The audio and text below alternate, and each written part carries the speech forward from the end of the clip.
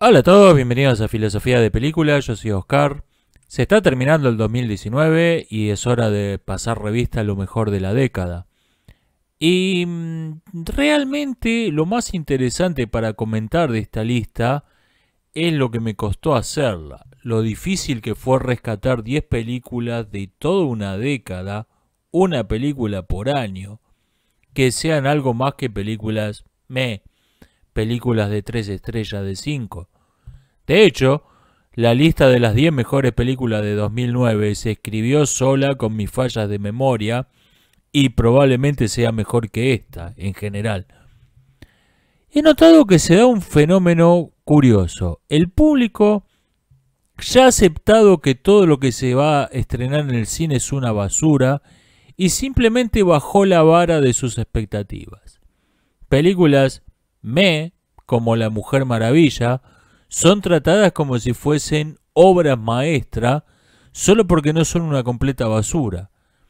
Por ejemplo, lo que ocurrió con Toy Story 4, una película a la que yo le di una reseña positiva diciendo que era una película que se dejaba ver.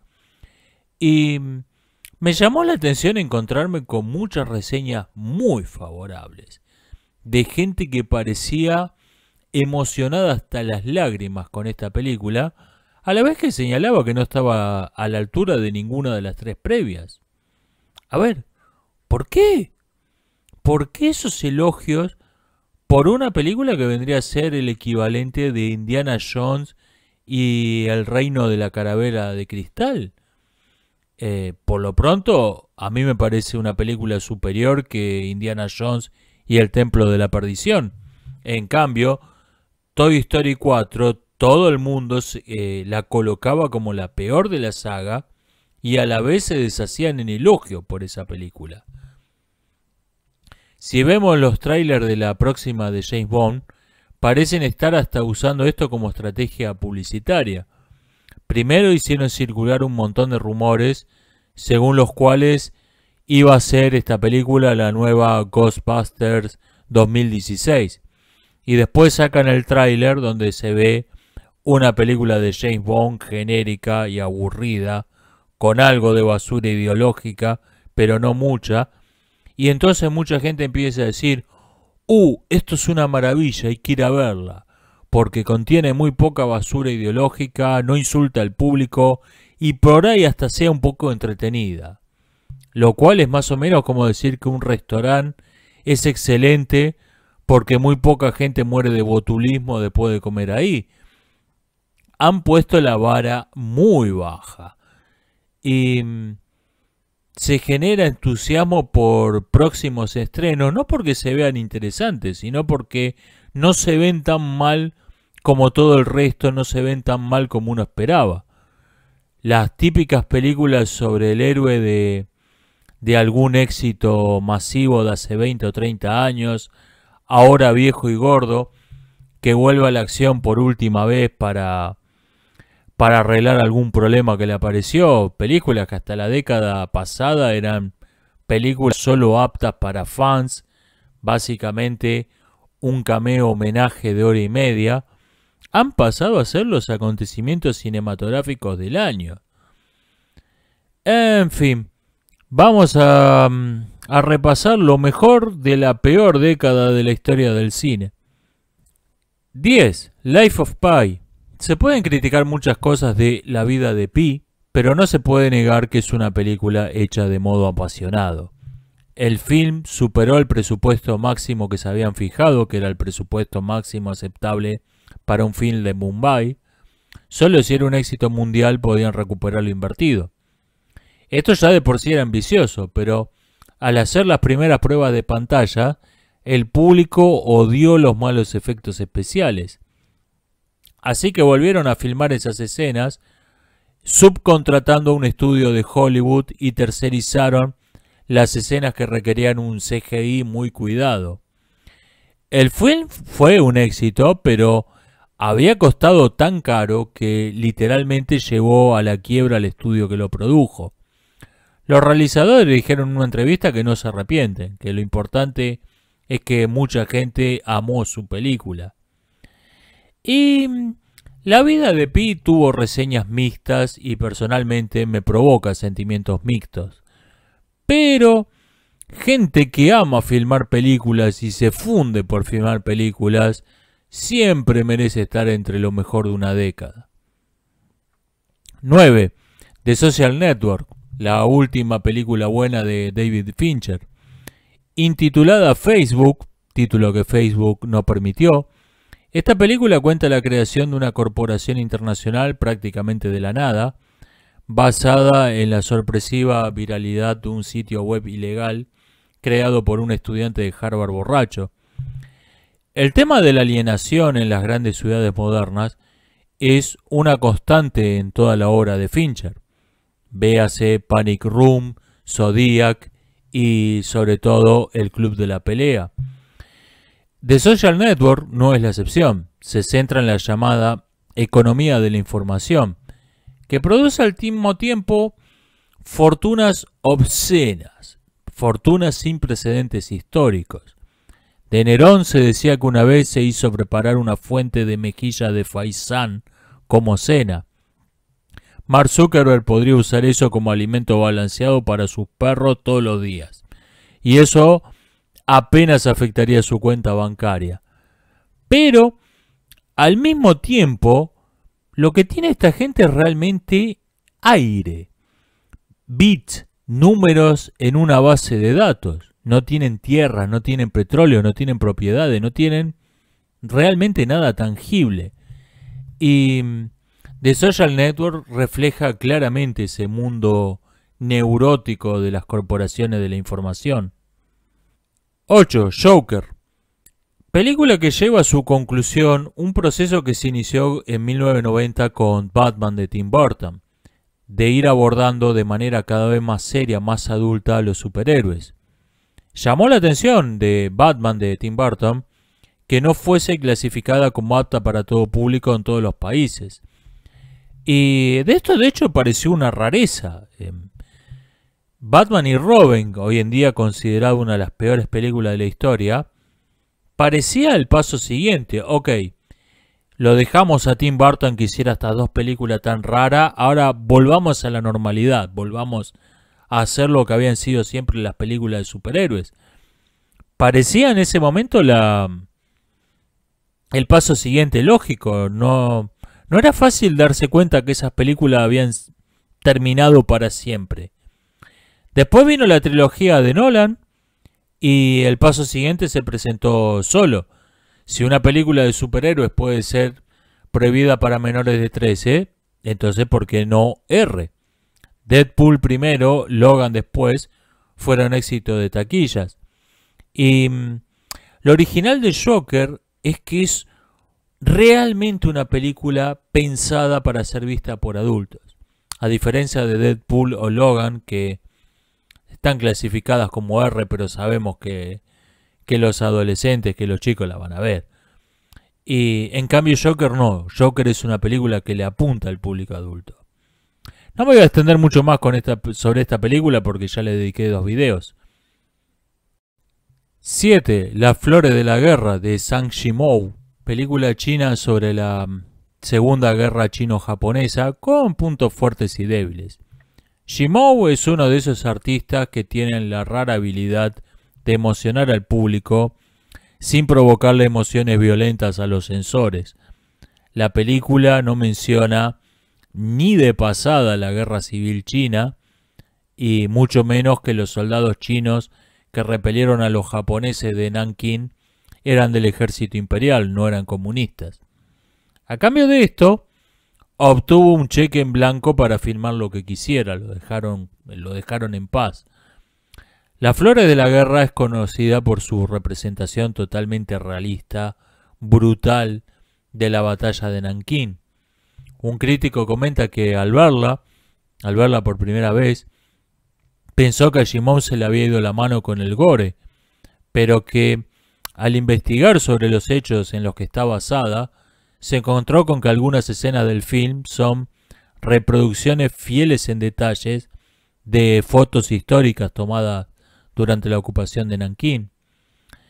Fuera de eso, Lo más reproducido en YouTube es una secuencia donde un francotirador se enfrenta solo a un pelotón de soldados y pelea hasta la muerte.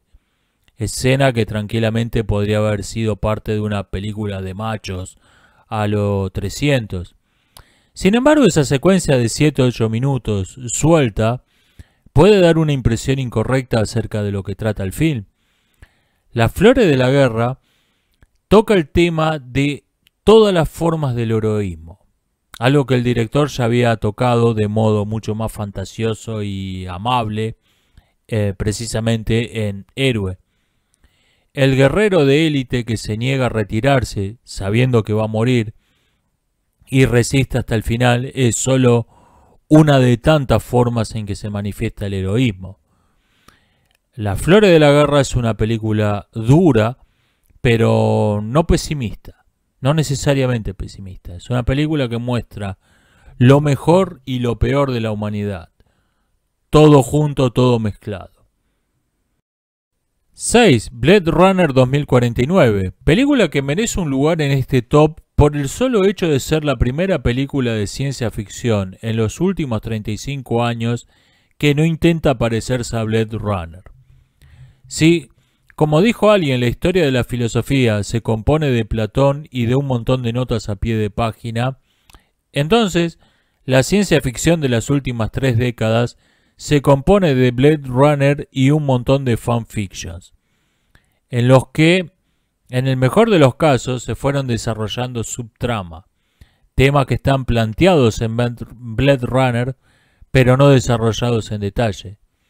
Y en el peor de los casos, y en el caso más frecuente, repitiendo los mismos tópicos, los mismos mensajes de Blade Runner, pero sin tenerle respeto ni fe al público, haciendo esos mensajes cada vez más obvios, cada vez más fáciles para que lo pueda entender cualquiera.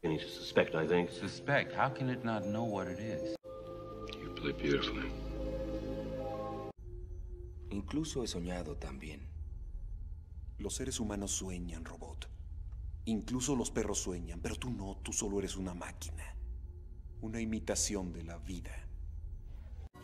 El hombre del sueño eres tú. ¿Por qué lo dice? ¿Eso sería lo normal? Cualquier cosa es normal para alguien en tu situación. Gracias. Ha dicho alguien, no algo. Producida por Halcón Entertainment, un sello al que le gusta apostar fuerte, y 2x3 terminan en la casa de empeños. En esta ocasión le fue bien. Le dieron plena libertad al director Denis Villeneuve y no tuvieron ninguna red de seguridad, ni basura políticamente correcta para que los medios le hagan publicidad gratis, ni apelaciones baratas a la nostalgia. Los personajes de la primera película reaparecen cuando y porque los requiere la trama, no para hacer fanservice. Blade Runner 2049 se lanzó de lleno, a todo o nada, a hacer lo que tenía que ser, la segunda parte de uno de los 10 mejores films de ciencia ficción de todos los tiempos, y el resultado fue realmente digno. El fuerte de esta película son sin duda los efectos especiales. Steven Spielberg filmó Jurassic Park usando una técnica única o casi única llamada Go Motion. El Go Motion consiste en filmar una escena primero en stop motion para después replicarla con CGI. La razón por la que esta técnica no fue nunca muy popular es obvia. Nadie entendió qué sentido tenía esa redundancia, que aumentaba los costos de la película y demoraba su producción. Pero lo cierto es que el Go Motion tiene mucho sentido. Al ser creada cada secuencia primero con stop motion, se ve familiar, se ve como estamos acostumbrados a que se vea una película de dinosaurios. Y el CGI lo que hace es que se vea mejor. Bueno, Blade Runner 2049 llevó este mismo principio hasta sus últimas consecuencias. Lo aplicó a toda técnica de efectos especiales clásica que existe desde el cine mudo y que hemos visto 1000 veces. CGI imitando stop motion. CGI imitando animatrónicos, CGI imitando doble exposición, CGI imitando miniaturas colgantes, la técnica con la que se hizo el Coliseo Romano en Ben-Hur, CGI imitando marionetas, recuérdese Ve Invasión Extraterrestre, por ejemplo, CGI imitando pintura sobre vidrio, técnica muy usada, entre otras, en Blade Runner, además de la Guerra de las Galaxias, largos etcétera. CGI imitando perspectiva forzada, etc. Se ve extraordinariamente bien. Es una pena que todos estos logros técnicos no estén al servicio de un guión más interesante. Tampoco está tan mal, pero no está a la altura del resto de las otras cualidades de la película.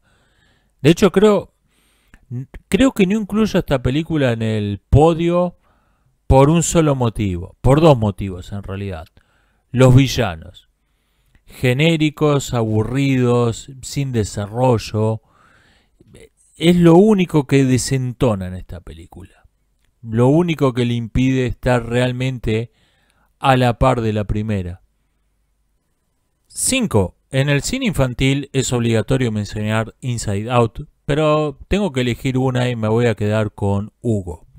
Cuenta la leyenda que La invención de Hugo Cabret era el libro favorito de la nieta de Martin Scorsese, de 7 años de edad, quien en una reunión familiar se lo dio a su abuelo, le pidió que le filmase una película sobre ese libro.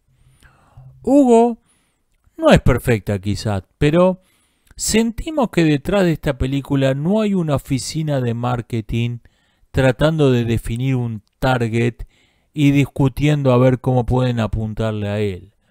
Hay un cineasta semi-retirado con un baúl lleno de Oscars en el ático contándole un cuento a su nieta. Se nota esto en el hecho, por ejemplo, de que no hay nada romántico entre Hugo e Isabelle.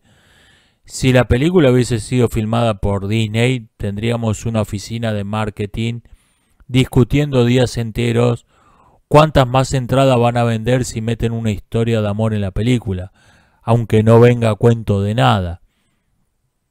Hugo es una película hecha con cariño.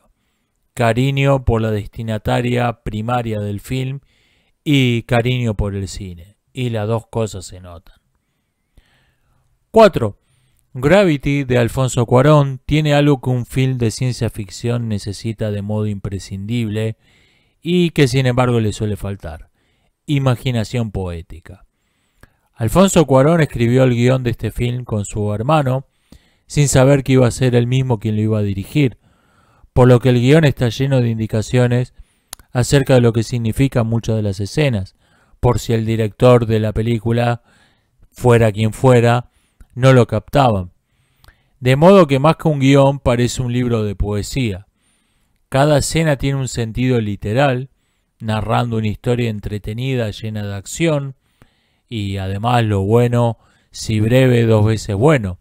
Gravity dura menos de hora y media, si no contamos los títulos, por lo que técnicamente ni siquiera es un largometraje.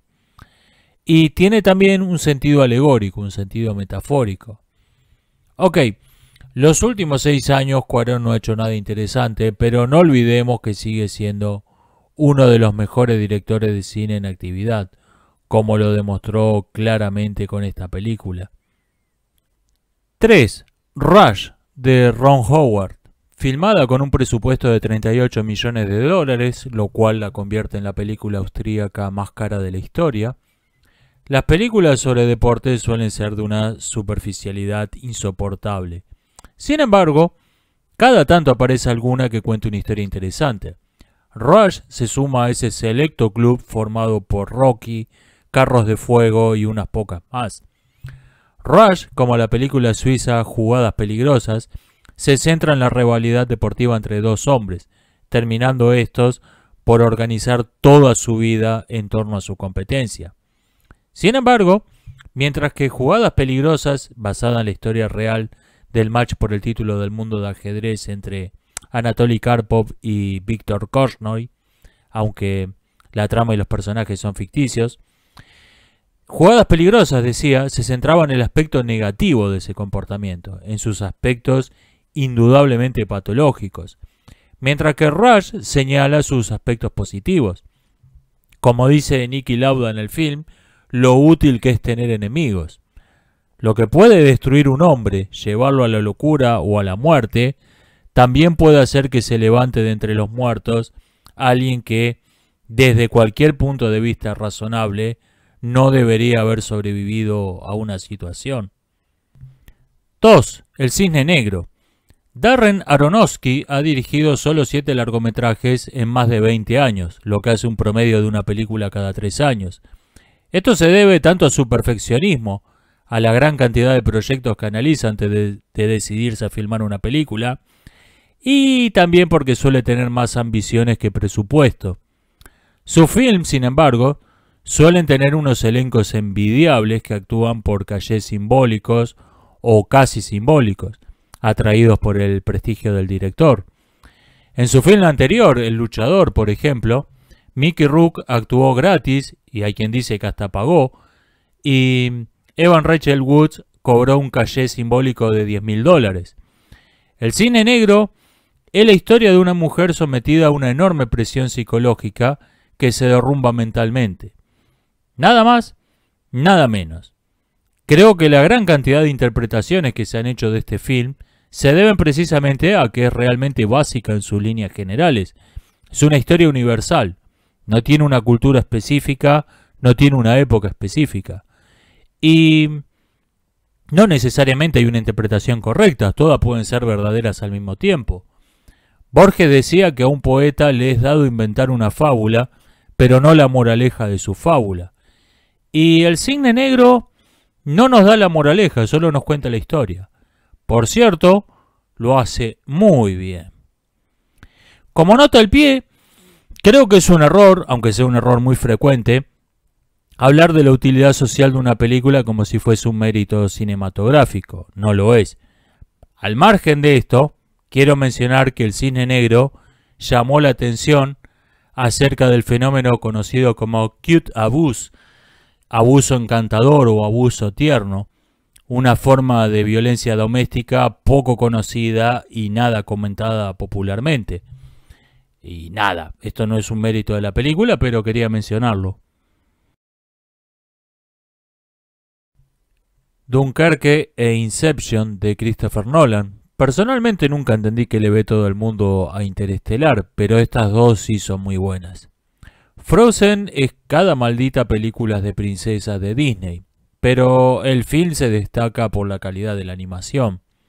Zootopia fue víctima de 4 años de escritura y reescritura constante, lo cual, como suele ocurrir en Disney, no mejoró la calidad del primer borrador, sino que añadió nuevas dosis de bullshit ideológica en cada reescritura. Sin embargo, sus dos caracteres centrales no son marionetas parlantes de un discurso ideológico. Uno siente empatía por ellos.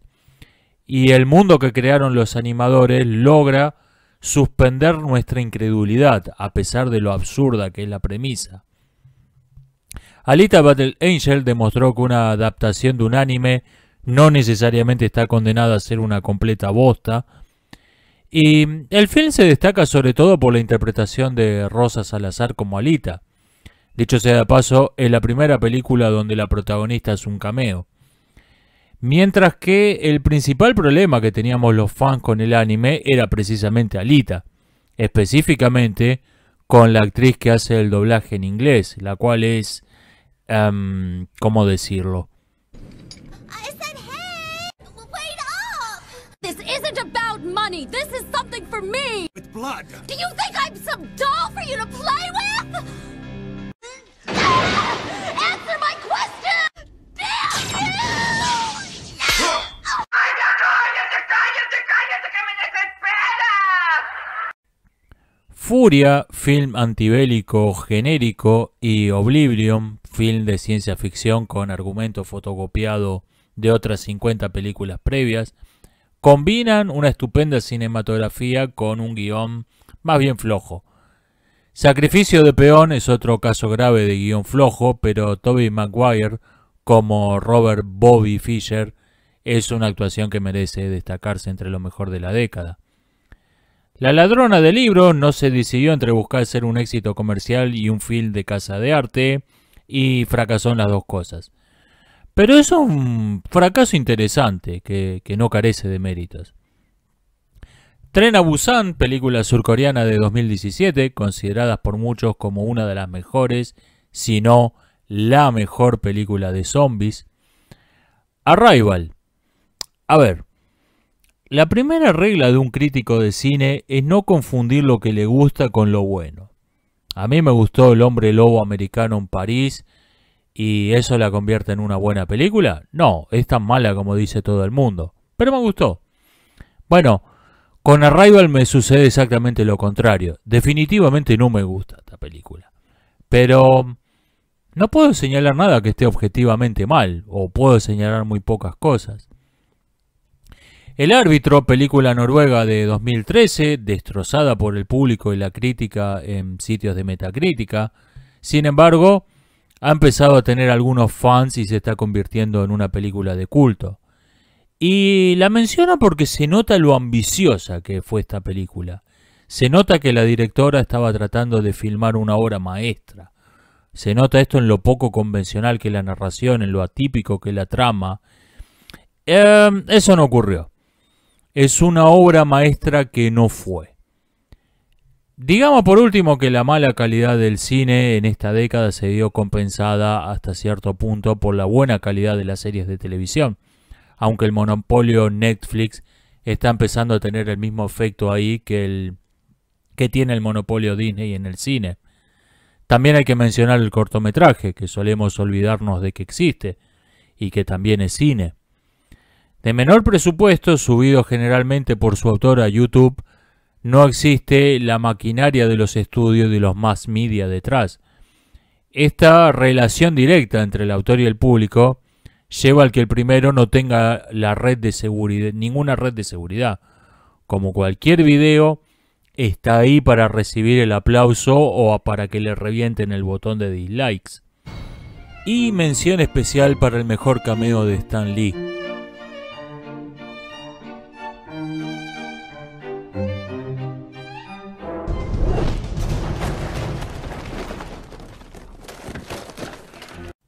Antes de pasar al puesto número 1, quiero mencionar que cambié varias veces el orden de estos films, que cualquiera de las tres del podio podría haber quedado en el número 1 o incluso alguna otra. Si ya de por sí los tops son algo trivial, estos primeros puestos deben tomarse como puestos de modo casi aleatorio. Ahora sí, al grano. En mi opinión, Ex Machina no trata realmente de la inteligencia artificial, sino de la ilusión de conocimiento acerca de la inteligencia artificial. En un experimento real digo, se expuso una serie de voluntarios reiteradamente a la frase «la temperatura corporal de un pollo». Eso solo, la temperatura corporal de un pollo. Aunque esa frase claramente no contiene ninguna información, los voluntarios se mostraron el doble de propensos a estar de acuerdo con la proposición «la temperatura corporal de un pollo es de 41 grados Celsius». El doble que el grupo de control no expuesto a esa frase vacía. Por cierto, no lo es de unos 38 grados. Esto se conoce como la ilusión de conocimiento. La familiaridad con un tema crea la ilusión de que entendemos de ello. Y la ilusión de que entendemos lleva a la ilusión de que podemos controlarlo. Caleb y Nathan, los protagonistas humanos del film, pueden definirse como el señor yo creo que entiendo y el señor yo creo que tengo todo bajo control. Hablamos de inventos de escritores de ciencia ficción y cálculos especulativos como las 3 leyes de la robótica de Asimov o la ley de Moore y creemos que tenemos todo perfectamente claro y todo está bajo control. La realidad es que no sabemos un carajo y no tenemos nada bajo control. No es siquiera hay ya nadie que entienda cabalmente cómo funciona un teléfono celular. Y me refiero hasta los que trabajan en su diseño y en su fabricación. Incluso esta gente solo comprende una pequeña porcioncita especializada, pero no el teléfono completo. Y mucho menos vamos a entender y controlar una verdadera inteligencia artificial. Ex Machina, sobre todo su final, es un gran baldazo de agua fría sobre esta ilusión de conocimiento acerca de lo que va a ser quizás el asunto más importante de este siglo. Por eso creo que Ex Machina fue la película de la década. Termino un poco a lo guachmoso, díganme qué les pareció, cuáles hubieran incluido, cuál me deja fuera. Nos estamos viendo, hasta la próxima.